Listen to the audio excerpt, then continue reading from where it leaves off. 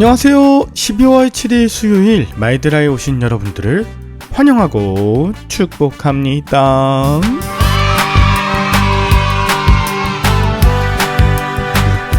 어제 오전에는 갑자기 눈이 내렸어요. 그런데 오후부터 날씨가 풀리기 시작하고 오늘부터는 평년 기온이 회복되고 또 어제보다도 조금 더 따뜻한 날씨가 이어진다 하네요. 그러고 보면 겨울에 따뜻한 날씨, 이 표현 자체가 굉장히 역설적이에요. 기온이 영상 10도라고 할 때 겨울에는 굉장히 따뜻한 기온이고 여름에는 영상 10도라고 하면 얼어 죽을 수 있는 것처럼 굉장히 낮은 기온인데요. 겨울에 따뜻한 날씨라고 하는 건 굉장히 상대적인 표현인 것 같습니다. 오늘 여러분 안에 뜨거운 하나님의 은혜로 가득하시다면 어떠한 찬바람이 불어온다 하더라도 시원한 바람으로 느껴질 것이고, 그리고 그 찬바람 때문에 오히려 따스한 체온을 간직할 수 있는 여러분의 하루가 되시지 않을까 싶어요.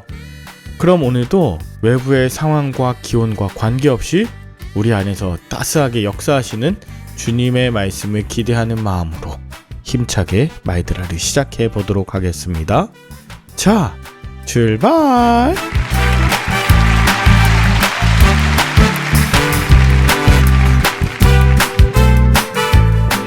오늘은 사도행전 22장입니다.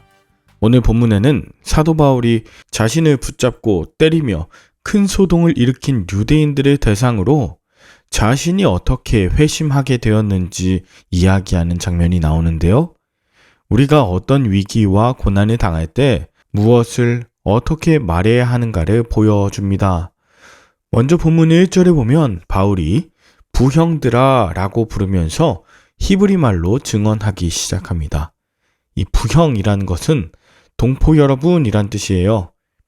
바울을 폭동을 일으킨 애굽인으로 알았던 유대인들, 그렇게 오해한 자들에게 바울이 동포 여러분이라고 부르며 자신이 유대인이라는 사실을 말했을 때 아마 거기 있던 유대인들 많이 놀랐겠죠.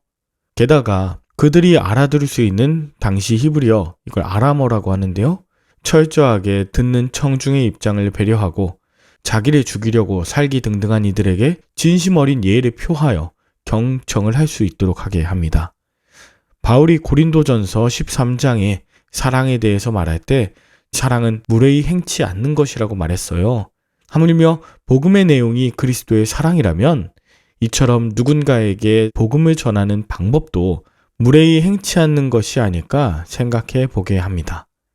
바울은 자신이 정통 유대인으로서 손색이 없는 자신의 성장 과정, 또 받아온 교육들에 대해 소개합니다. 또 율법과 하나님께 충성하고자 하던 열정 때문에 지금 자신이 전하는 도, 이것을 자신도 얼마나 핍박해 왔었는지에 대해서도 말해요. 그런데 6절에서 8절, 이 도를 핍박하기 위해 다메섹으로 가는 길에 비친 하늘의 큰 빛과 음성은 무지한 열정으로 치닫던 바울 자신의 걸음을 멈추게 했고, 여전히 교회와 함께 고통당하시는 주님의 만남, 이것은 바울의 영적인 눈을 열어주시고 그의 삶을 돌이킬 수 있도록 하게 하시는데 충분했습니다. 여러분, 우리도 바울이 경험한 다메섹 사건 같은 것을 우리의 인생 속에서 무수하게 많이 경험해요. 내가 열심히 하나님을 섬기고 있다고 착각했는데 하나님께서 말씀으로 여러 가지 기사로 깨닫게 하시고 회개시키시는 순간, 내가 오히려 하나님의 영광을 가리고 있다고 말씀으로 깨닫고 돌이키는 순간들 말이죠. 각자의 다메섹의 사건들 중에 대다수는 각성은 하지만 오늘 본문 속 바울처럼 그 사건을 진중하게 받아들이며 인생의 변화를 일으키는 사람은 많지 않습니다. 구약의 출애굽기 3장에 보면 모세가 떨기나무에서 하나님의 음성을 듣게 되었죠.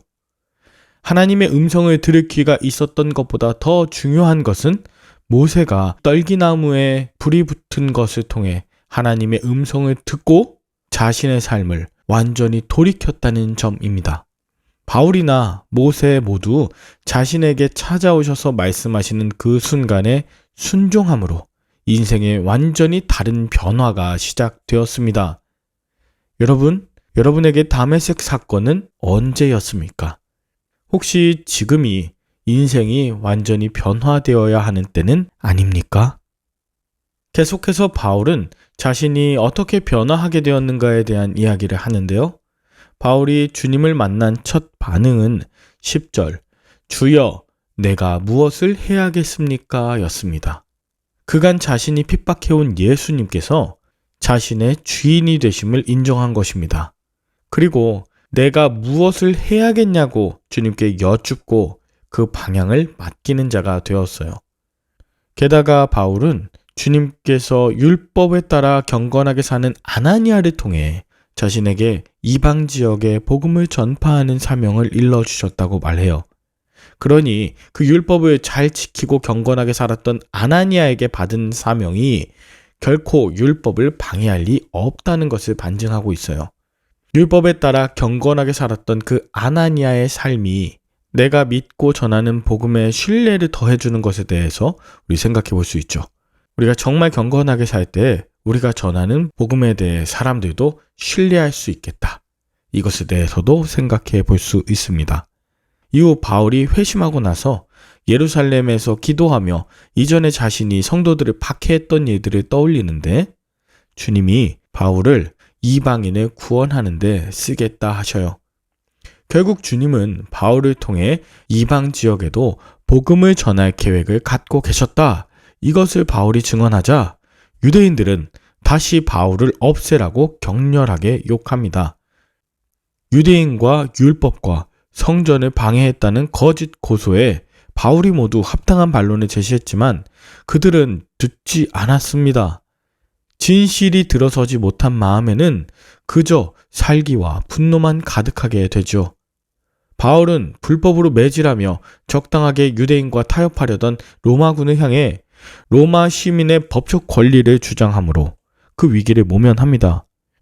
여러분, 무조건 고난을 당하는 것이 믿음은 아닙니다. 주님께서 말씀하셔서 고난의 십자가를 져야 할 때 분명히 있어요. 반면에 그 일을 통해 오히려 큰 복음을 전할 기회로 삼아야 할 때가 있습니다. 주님은 우리에게 뱀 같은 지혜와 비둘기 같은 순결함을 가지고 복음을 전하라고 하셨어요. 만약에 이게 비둘기 같은 지혜 그리고 뱀 같은 순결함이라고 하지 않으셔서 얼마나 다행인지 모른데 오늘 우리에게 주신 그 복음의 권능으로 악한 영들 앞에서는 담대하고 지혜로우시고 하나님 뜻 가운데에서는 철저하게 순종하시는 순결의 종들 다 되시길 바라요. 여러분은 오늘 본문을 통해 무엇을 느끼셨나요? 제 주변의 목사님들 중에 교회 분란이 생겨서 그곳을 사임해야 하는가 아니면 그곳에 계속 남아 거룩한 싸움을 해야 하는지 갈등하는 목사님들이 계세요. 교회의 규모, 역사 이런 거 관계없이 사람이 주인 되어버린 교회에서 일어나는 현상들이죠. 그 어느 하나 주인 노릇을 하고자 하는 마음이 있고 또 여기에 잘못된 열심까지 주어지면 그곳은 교회가 아니라 갈등으로 가득한 정치 집단이 되고 말겠죠.